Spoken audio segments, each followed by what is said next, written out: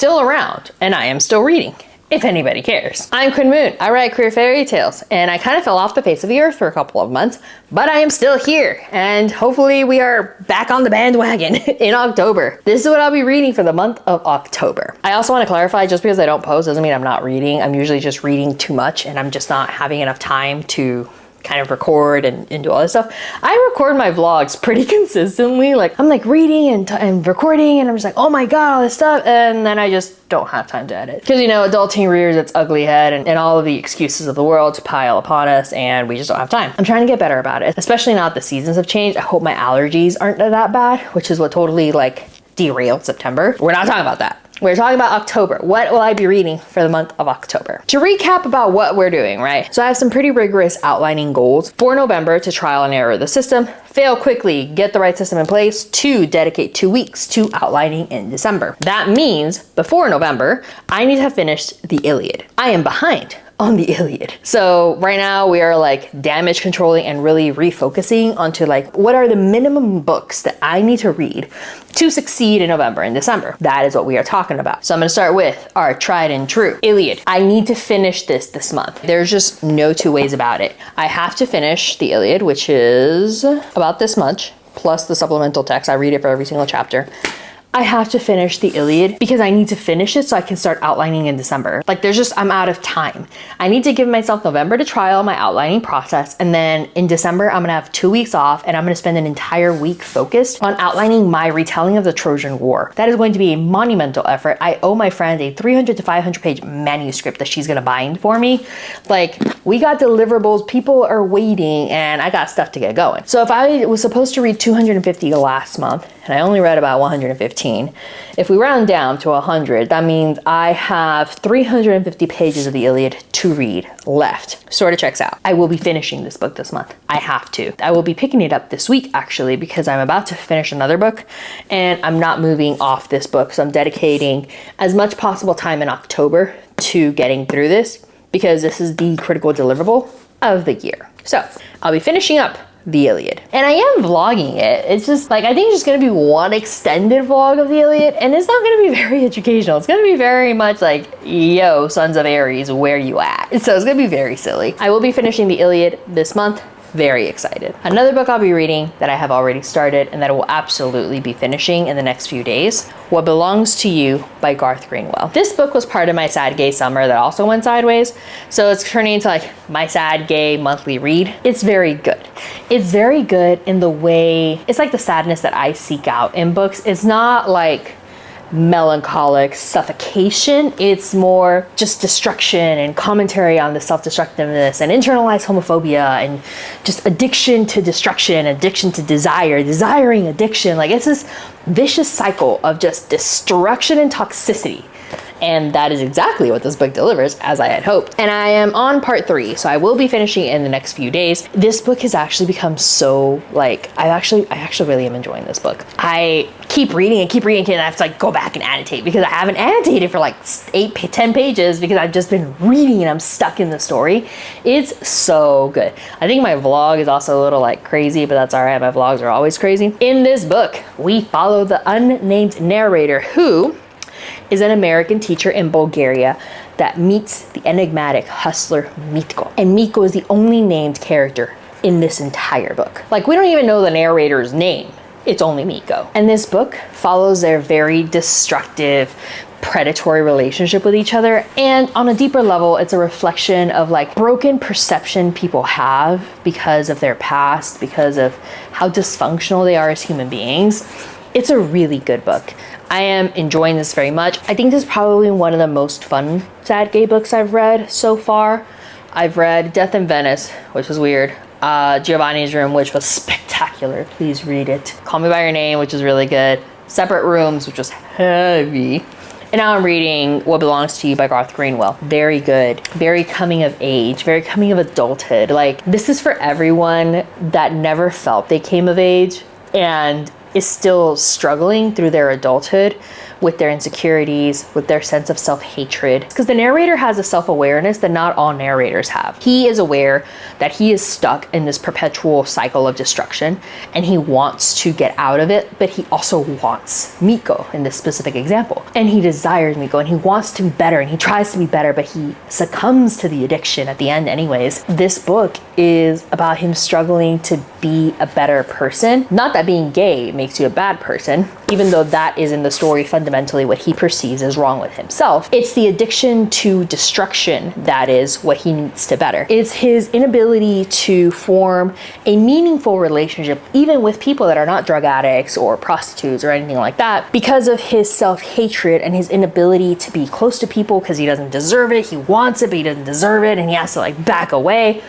And it's just all sorts of dysfunctional, right? Really enjoying this book. The vlog is fun. The book talk is probably going to be more of a reflection on the themes, but I can see why. This is the first book, first of all, that Garth Greenwell wrote. This was his debut in 2016. I can see why this kind of like took the queer literary world by storm. It is very good, very fun. But I'll be reading this in the month of October. I'll be finishing it up. Gotta validate the order of operations here. I'm gonna say, I live by this planner, y'all. Okay, what am I reading on? I don't have the second book of this one, so I'll like post it up when I'm talking about it. The next book that I'm gonna read is a chonker, The Kingdom of the Hittites by Trevor Bryce. Yes, this is a textbook. It really, really is. Like, it was $100 brand new. I got it on sale because I'm not a student. I am literally just someone doing this for fun. Like, to remind everyone, this isn't my job. This isn't what I study. Like, I'm not a student. I am doing this for fun on my free time. We'll talk about it later, maybe never. More than likely never. I am gonna be reading The Kingdom of the Hittites by Trevor Bryce. Trevor Bryce comes up a lot. Like, I have been so in late Bronze Age mode. I just see his name everywhere. And I'm like, I have to read some of this stuff. And this book is cited in a lot of the essays and research that I've read. So I am picking up The Kingdom of the Hittites, as well as Hattusili, the prince that stole an empire or something like that. I'll post it up like here, maybe over me right here. And that follows a contemporary of Ramses the Great. So my outlining in December is not only going to be like a retelling of the Trojan War for me, it's also going to be, because I love the late Bronze Age, because I'm a little old man, it's also going to be high level outlining of other late Bronze Age books, because like, there's so much drama in the late Bronze Age. Civilization collapsed at the end of the late Bronze Age. Like, this is so fascinating to me. I tried reading about the Iron Age, truly not my jam. Like, that's when the Bible takes off. Not for me. I grew up on that. I'm good. I'm just gonna stick into the late Bronze Age for a minute. Maybe get to the Iron Age. But really, I just wasn't feeling it. So, gonna stick to the late Bronze Age for now. But I'll be reading The Kingdom of the Hittites and the Hattusili book, because I'm going to be plotting stories that are based in the Aegean, late Bronze Age, Trojan War, Aegean area kind of kingdoms, the Hittites, which were kind of a big deal, ancient Egypt, which is where I'm going next month, and then Mesopotamia, which is where I'm going December, I guess. So this month, I'll be picking up The Kingdom of the Hittites. It's very dense. It's actually literally research. So I am super excited. Oh, Putuhepa. I saw her name. Putuhepa is the queen of Hattusili, and she is a contemporary of Nefertari. Nefertari is like one of my favorite queens of history. Super excited for this book. This one and the other one. The other one gets here sometime in the third week of October, so it'll be just after I finish the Iliad. Fingers crossed. And I'll pick this one up and then the Hattusili one. And then to wrap up the month, because this month I will be reading about the Hittite Empire, it was kind of just like a logical extension. So I've been focusing on the Aegean. I've pivoted from there because I've started reading other books and I'm kind of like, no, I don't agree with that. I've read other research that contests this. I just know enough now that I can formulate my own critical opinions, which is what we all should strive for. Educate yourself enough to form your own opinions, right? Digress. I'm able to formulate my own critical opinions now. So I feel like I have enough information to outline. I know what text I want to use to support my outlining. So I want to pivot to the other kingdoms that I still want to write about. I was like, where do I go? Ancient Egypt's always been calling my name, but I decided Aegean, Troy. Troy is set in Anatolia, which is part of the Hittite Empire. Read the Hittites. From the Hittites, read Ancient Egypt, and then up to Mesopotamia. Therefore, I will also be reading The Eastern Mediterranean in the Age of Ramses II by Mark van de Meerdoop. I'm so sorry, sir. I'll be reading this book, quite short, however, it is just a very long essay. It's straight up research, just straight research. I want to wrap up the month with this book. And then in November, y'all, there is this book, like the Oxford edition of like ancient Egypt or something like that. So, okay, first of all, I'm gonna pick up a different version of like the history of Egypt. And then I'm gonna like chop it off at the end of the Late Bronze Age, Early Iron Age. But there's another book like the Oxford Handbook of Ancient Egypt. And it's like comprehensive research from 700,000 BCE to 600 CE. When I tell you I got some whiplash, I was like 700,000 BCE. What the hell is happening during that time?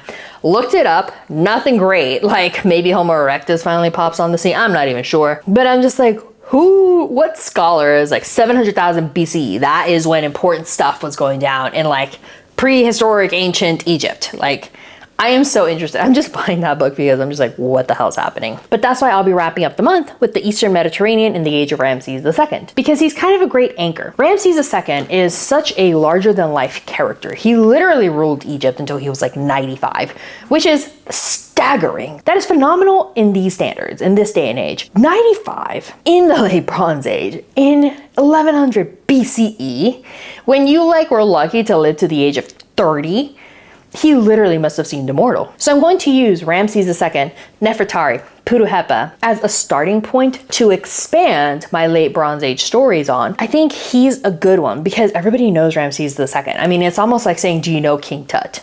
Of course you know King Tut.